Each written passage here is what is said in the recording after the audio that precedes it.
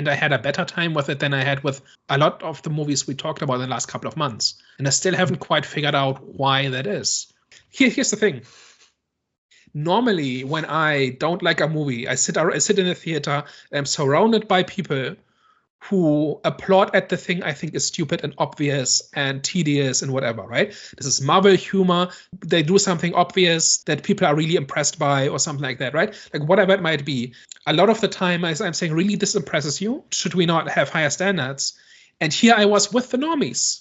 Like they were laughing at the dumb jokes, and they were on board with the tension of watching these people try to survive, and I was there with them.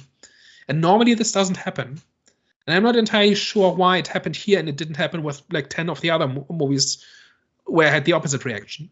But I don't think it's that bad. And I think the reason for it is that I like those two characters, and I think their mental state and their decision making and where they are during the plot and how they try to maneuver their way through this awful situation to survive.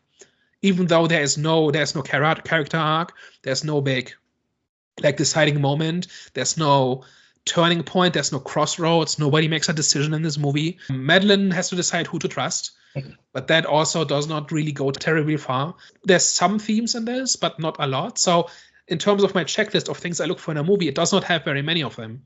And somehow I still had a good time. It's a really weird sensation.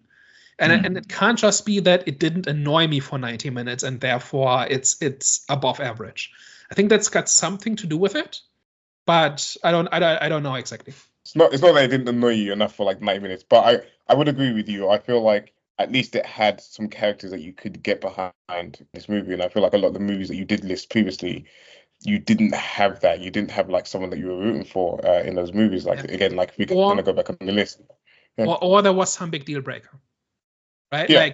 Like in Abigail, I really liked the vampire ballerina parts of Abigail that were 10 minutes out of a 100-minute movie. But then in order to get to that part, you have to sit through an hour of the most insufferable people you've ever met. I really like that one, yeah. But I just hated those characters. I do not like them. And I think once you make it to the end of that movie, there's some decent stuff there, specifically the ending.